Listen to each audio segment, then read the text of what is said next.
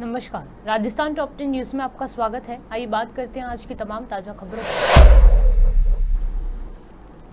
उपचुनाव में भाजपा और बीएपी गठबंधन को लेकर चल रही अटकलों को भाजपा प्रदेश अध्यक्ष मदन राठौड़ ने खारिज कर दिया है। राठौड़ ने कहा कि जो समाज को तोड़ने का काम कर रहे हैं, हम सपने में भी उनसे गठबंधन करने की नहीं सोच सकते। लोकसभा में आपका पूरा विरोध किया। आज आपके प्रदेश प्रभारी का बयान है कि हम गठबंधन के लिए जा सकते हैं, तो क्या केंद्र इस स्थिति में कमजोर नजर नहीं आ रही? नहीं, ऐसा नहीं कहा, न कभी कहा, ऐसा नहीं था। ये शायद तोड़ मरोड़ करके रखा गया है। हम कभी सपने में भी नहीं सोचते कि जो समाज को तोड़ने का षड्यंत्र करता है, जो समाज में विभेद पैदा करता है, जो एक वर्ग विशेष को और भ्रमित करके और समाज में खाई बनाने का काम करता है, हम उसके साथ बैठने का कभी सपने में भी नहीं सोचते। इसलिए ये बात तोड़ मरोड़ करके रखी गई है। न तो हमारे प्रभारी ने ऐसी कोई बात कही, न हमने ऐसी कोई बात की। हम केवल अपने परिवार को चाक चौबंद कर रहे हैं, हमारे परिवार को और दुरुस्त कर रहे हैं। हमारे परिवार के साथ में बैठ करके हम चर्चा कर रहे हैं। हमने किसी दूसरे की चर्चा नहीं की। हर व्यक्ति को अपने अपने तरीके से, देखिए, हम लोकतंत्र के पक्षधर हैं, तो लोकतंत्र में हर किसी को अपनी बात रखने का अधिकार है, हर किसी को राजनीति करने का अपना अधिकार है।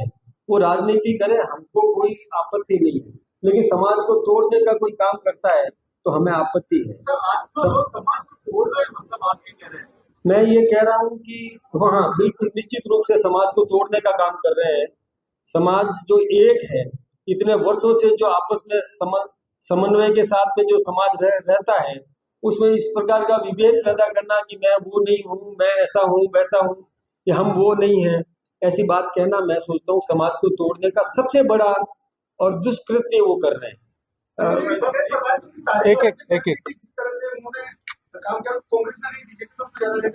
नहीं, ऐसा नहीं कहा उन्होंने। उन्होंने जो मैंने उनका सुना, अभी आपके समाचार पत्रों में ऐसा आया था, मैंने पढ़ा है। पढ़ने के बाद में मैं जब गया, मैंने कहा उन्होंने क्या बोला उसको सुनो। तो मैंने वो एक क्लिप मंगवाई है।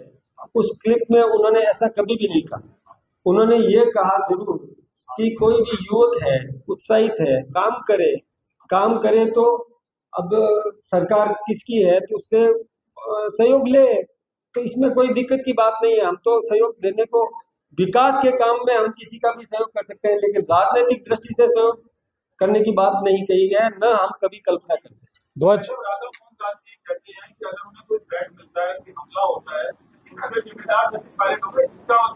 राजस्थान में जो आपकी सरकार है, आपकी जो पुलिस है, उस पर भरोसा नहीं है। मैं एक बात आपसे बताऊं, देखिए, मैं आज के अखबार में ये भी था, समाचार पत्रों में, कि प्रदेश अध्यक्ष और प्रभारी को काले झंडे दिखाए गए। मैंने तो कोई झंडा नहीं देखा, न मैं उस समय एयरपोर्ट पर था भी नहीं। जो आप एयरपोर्ट की बात कर रहे हैं, वहां मैं नहीं था। मैं तो कार से पाली से आया था उस समय, और पाली से उदयपुर पहुंचा, और मैं तो सीधा ही जिस कार्यक्रम में जाना था मैं वही पहुंचा। मुझे कोई काले झंडे दिखाई दिए नहीं। अब जहां कहीं कुछ लोगों ने काले झंडे कहीं भी मान लो दिखाए होंगे, तो हम तो ये कहते हैं कि जो सुंदर व्यक्ति है उसको काला टीका लगाते हैं कि नहीं, सुंदर बालक को। तो किसी ने यदि काला टीका लगाया तो अब तो उसका भी स्वागत करते हैं। हम कहाँ विरोध कर रहे हैं, हमें कोई दिक्कत की बात नहीं है।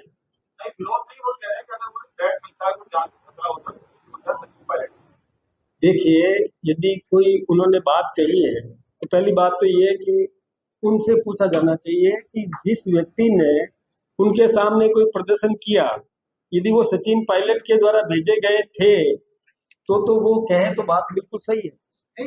यदि उनके द्वारा भेजे गए और वो सचिन पायलट के समर्थन में कोई नारे लगा रहे थे, तो ये जवाबदेही तो उन्होंने सुनिश्चित कर दी उनके लिए, एक करके। राजस्थान में आप ही की सरकार है और पुलिस मुस्तैदी से काम कर रही है। कल भी जो ये घटनाक्रम हुआ, उसके तुरंत बाद गिरफ्तार कर दिया। बावजूद इसके दूसरी तरफ यदि कोई इस प्रकार की घटना होती है कि काले झंडे दिखाए जाते हैं, आपके प्रदेश प्रभारी इस प्रकार की बात बोले कि सचिव पायलट भी उसके जिम्मेदार होंगे? देखिए, हमारे प्रदेश प्रभारियों ने तत्काल उन सबको माफ भी कर दी। ये जो काले झंडे की बात आप कर रहे हैं ना, जो लोग सामने आए थे, मेरे सामने तो उन्होंने ये कहा कि मैंने तो माफ कर दिया उनको, जो कुछ भी प्रदर्शन करे करे, मेरे को कोई दिक्कत नहीं है, माफ किया उनको।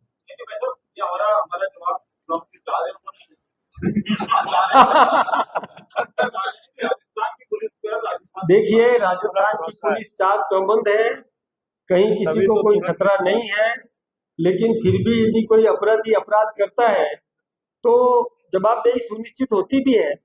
इसके लिए पुलिस का काम है, पुलिस अपना काम करेगी। सरकार में दुनिया देख रहे हैं कारकर्दगी के विधायक होकर सुरक्षित नहीं है, और इस सरकार के अंदर तो कल विधायक के साथ बदसलूकी होगी।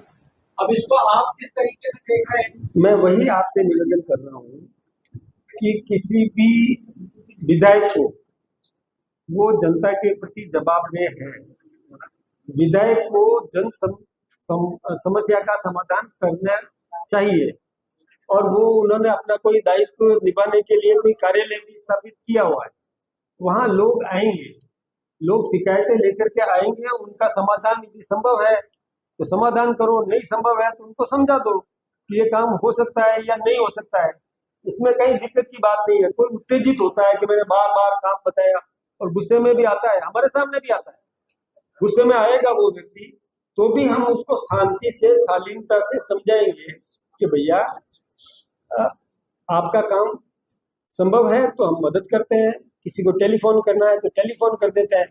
उद्वेलित होकर के झगड़े के लिए उतरू नहीं होना चाहिए।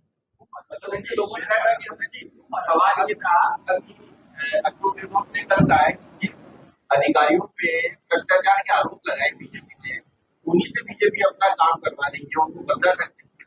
तो देखिए, भ्रष्टाचार के आरोप झूठे थे या क्या थे? एक बात मैं आपसे पूछूं, मेरा आप इसको थोड़ा उस रूप में लेना, अधिकारी है, हम अधिकारी की आदतों को सुधारेंगे। अधिकारी को बदलने का मतलब है कि उस अधिकारी को कहीं भी लगा दोगे तो वो उसकी आदत यदि वही रही तो वहां पर भी वो भ्रष्ट काम करेगा। इसलिए अधिकारी को सुधारना ये हमारा दायित्व है। अधिकारी के स्वभाव में परिवर्तन लाना ये हमारा कर्तव्य है। अधिकारी तो है, अब उस अधिकारी को आप यहाँ से ट्रांसफर करके कहीं भी भेज दोगे तो वहां वो अपराध वैसे ही काम करेगा जैसे पहले किया।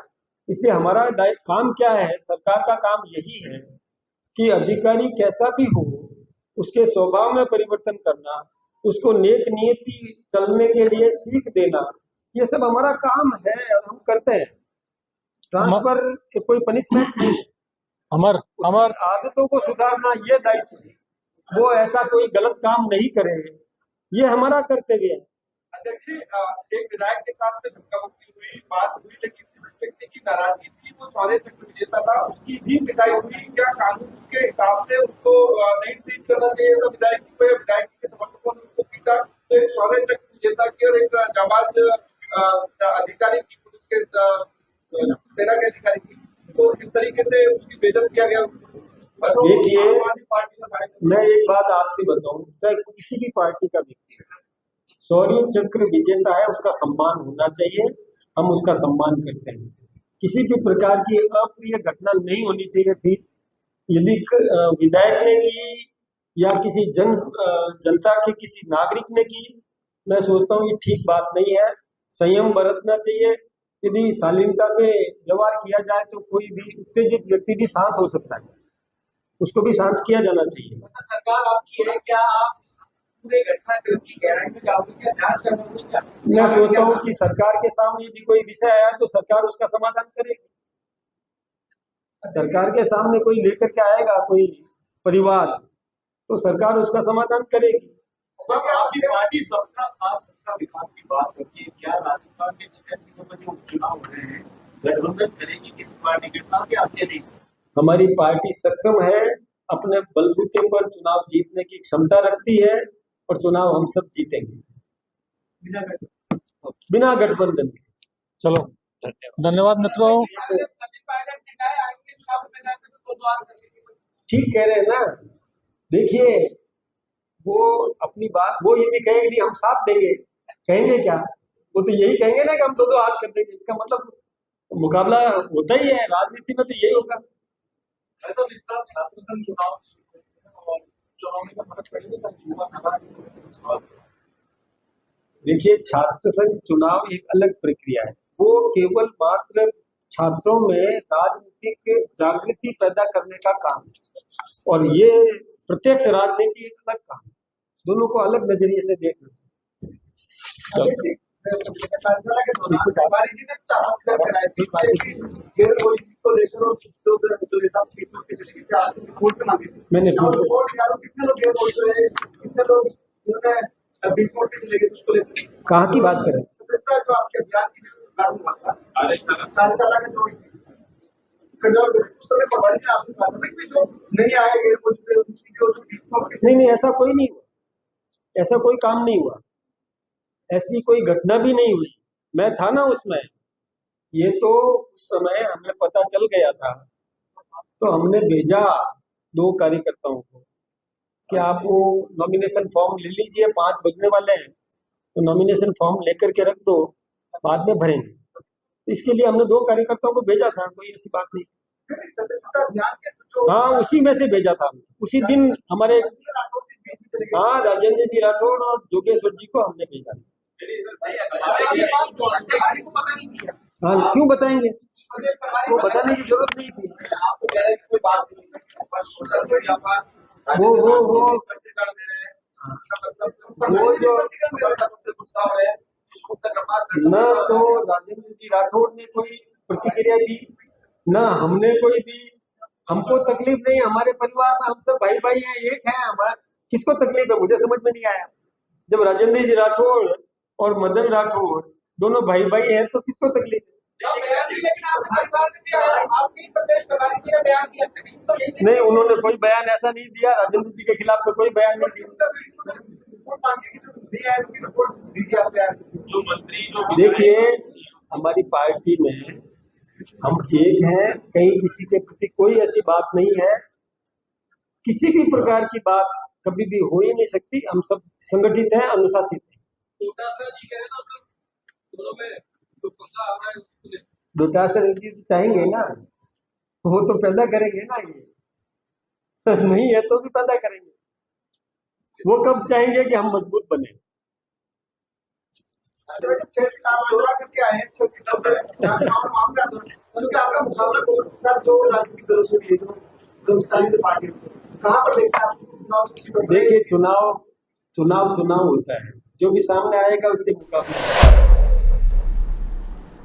देश के पश्चिमी सरहद पर बसे जैसलमेर में रहने वाले 20 पाक विस्थापितों शरणार्थियों को शुक्रवार को भारतीय कहलाने का हक मिल गया। जैसलमेर के जिला कलेक्ट्रेट स्थित DRD हॉल में शुक्रवार शाम को जिला कलेक्टर प्रताप सिंह ने 20 पाक विस्थापितों को भारतीय नागरिकता प्रमाण पत्र प्रदान किए। भारतीय नागरिक बनने पर तमाम विस्थापितों की खुशी का कोई ठिकाना नहीं। बांसवाड़ा सांसद राजकुमार रौत ने संभाग के सबसे बड़े सरकारी हॉस्पिटल महात्मा गांधी चिकित्सालय में हो रहे एक बड़े घपले का भंडाफोड़ किया है। सांसद के औचक निरीक्षण में इस बड़ी गड़बड़ी की पोल खुली, जिसके बाद अस्पताल प्रशासन में हड़कंप फंस गया। दरअसल बांसवाड़ा संभाग के महात्मा गांधी चिकित्सालय में सफाई व्यवस्था के नाम बड़ा घालमेल सामने आया है। चिकित्सालय में सफाई व्यवस्था के लिए 2 साल के लिए 32 कर्मचारी नियुक्त किए गए हैं और उसके एवरेज में चिकित्सालय प्रशासन द्वारा 84 लाख रुपए का भुगतान किया। Rising Rajasthan global investment summit 2024 का पहला रोड शो मुंबई के नरीमन पॉइंट पर ट्राइडेंट होटल में हुआ। इस कार्यक्रम में मुख्यमंत्री भजनलाल शर्मा भी शामिल हुए, जहां उन्होंने उद्योग जगत के कई दिग्गजों से मुलाकात की। दिल्ली में करीब 1 महीने पहले बेसमेंट में पानी भरने से हुए हादसे के बाद अब आधे से ज्यादा बारिश का मानसून बीत जाने के बाद सीकर प्रशासन भी हरकत में आया है। सीकर नगर परिषद और स्वायत्त शासन विभाग की ओर से शहर के नवलगढ़ रोड और पीपराली रोड पर अवैध रूप से बेसमेंट में संचालित कोचिंग कक्षाओं व अन्य गतिविधियों को रोकने के लिए सीजर की कार्यवाही की जा रही है। जिले में रणथंभौर नेशनल पार्क से सटे गोपालपुरा गांव के नजदीक शुक्रवार को अचानक से एक टाइगर ने हमला कर 2 लोगों को गंभीर रूप से घायल कर दिया। बताया जा रहा है कि मुकेश योगी और नरेंद्र योगी, जो रिश्ते में दोनों सगे भाई हैं, गोपालपुरा गांव के पास रणथंभौर नेशनल पार्क की सीमा पर बने एनीकट के समीप भैंस चरा रहे थे। इस दौरान अचानक से झाड़ियों चपेट में छिपे एक टाइगर ने मुकेश योगी पर हमला कर दिया। बीजेपी के प्रदेश प्रभारी राधा मोहन दास अग्रवाल उदयपुर प्रवास पर हैं। इस दौरान सलुम्बर और 84 विधानसभा क्षेत्र में बीजेपी नेताओं की बैठक भी ले रहे हैं। आदिवासी अंचल में बीजेपी की स्थिति कमजोर होने के सवाल पर राधा मोहन दास अग्रवाल ने बड़े संकेत दिए और भारतीय आदिवासी पार्टी की राजकुमार रौत को सांकेतिक रूप से आदिवासियों के हित के लिए साथ मिलकर काम करने का निमंत्रण दे दिया। पार्टी मेरी अगर कमजोर हो रही होती तो 25-25, 30-30 लोग टिकट के लिए मार क्यों कर रहे होते? एक टिकट लड़ने में और एक चुनाव लड़ने में कितना खर्चा होता हम भी जानते हैं और आप भी जानते हैं। ऐसा क्यों है कि भाजपा का टिकट एक अनार और 100 बीमार का टिकट बन गया है? ऐसा क्यों है कि भारतीय जनता पार्टी अगर कमजोर हो गई है तो भारतीय जनता पार्टी के नेता उतारू पड़े हैं? मैं दौसा गया था, मैं देवली उनियरिया गया था, मैं झुंझुनू गया था। टिकट मांगने वालों और उनकी शख्सियत, उनकी हैसियत जितनी बड़ी है, बड़े बड़े ताकतवर लोग आज भाजपा से टिकट मांग रहे हैं। तो मैं कैसे मान लूं कि उन्होंने बिना ये असेसमेंट किए मांग लिया होगा कि मैं चुनाव जीतने वाला हूं? कोई हारने के लिए टिकट मांगता है? तो बागड़ में कांग्रेस और आदिवासी पार्टी बागड़ क्या हुआ? 84 और सलुम्बर। देखिए, राजकुमार रौत जी एक नौजवान है। राजकुमार रौत जी ने पहले वो ट्राइबल पार्टी में थे, फिर उन्होंने अलग होकर के आदिवासी पार्टी बनाई है और एक नौजवान की तरह कोशिश कर रहे हैं कि वो भील समाज के बीच में कोई जागरूकता पैदा करें। धीमे धीमे उनके समझ में आ जाएगा कि जो कुछ काम वो करना चाहते हैं कांग्रेस की गोद में बैठ करके नहीं होने वाला है। यह काम तो मोदी जी ही करते हैं। आज मानधन का जो सौंदीकरण हुआ है मानगढ़ का, और जो राष्ट्रीय संग्रहालय बना है, आज जो बहुत बड़ा म्यूजियम वसुंधरा जी ने बनवाया है, आज जो गोविंद गुरु के बारे में माननीय मोदी जी ने उनके सम्मान को स्थापित किया है, आज जो द्रौपदी मुर्मू जी को उन्होंने देश का राष्ट्रपति बनाया है, आदिवासी समाज इस बात को भली भांति जानता है, जिसमें भील भी आते हैं, कि आज़ादी के 75 सालों में अगर उनके समाज को किसी ने वास्तव में राजनीतिक रूप से, आर्थिक रूप से और सामाजिक रूप से सशक्तिकृत किया है तो वो मोदी जी हैं। मुझे विश्वास है कि आज नहीं कल राजकुमार रौत जी के समझ में ये बात आएगी। आप चाहते हैं कि आपके साथ आए वो? मैंने ऐसी कोई चाहत नहीं व्यक्त की। मैं तो चाहता हूं कि वो बड़े नेता बने, अपने क्षेत्र के विकास के लिए। हमारी सरकार राजस्थान में है, हमारी सरकार दिल्ली में है, मिल करके काम करें हम सब उस क्षेत्र के विकास के लिए। हम तो पूरे देश में आदिवासी समाज के लिए काम कर रहे हैं, यहाँ भी किया है हमने और बेहतर तरीके से। बांसको कस्बा स्थित नईनाथ धाम बोरिया के पास जगदीश सरोवर में शुक्रवार शाम करीब 6 बजे के आसपास एक युवक छोटे लाल पुत्र कैलाश वेरवा निवासी खेडलावास जो कि पानी का बांध में नहाते समय अचानक पैर फिसल गया।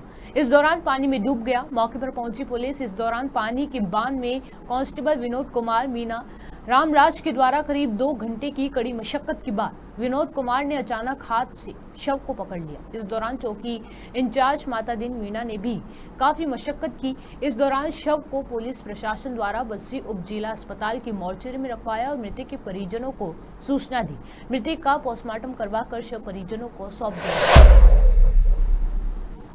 हनुमानगढ़ जिले के टिब्बी क्षेत्र में करीब 1 दर्जन गांव ऐसे हैं जहां बारिश के कारण खेतों में 4 से 5 फीट तक पानी खड़ा है और इस पानी से उनके पूरे साल की मेहनत बह गई। किसानों ने बार बार प्रशासन से, सरकार से गुहार लगाई कि खेतों में पानी निकासी का कोई रास्ता नहीं है। हर बार की यही समस्या है लेकिन समाधान कोई नहीं है, जिसको लेकर किसानों ने सरकार के खिलाफ प्रदर्शन किया। राजस्थान के भीलवाड़ा में बीते रविवार को गांधी सागर तालाब रोड स्थित वीर हनुमान मंदिर में गोवंश का अवशेष मिला था, जिसके बाद पूरे शहर का माहौल गर्म हो गया था।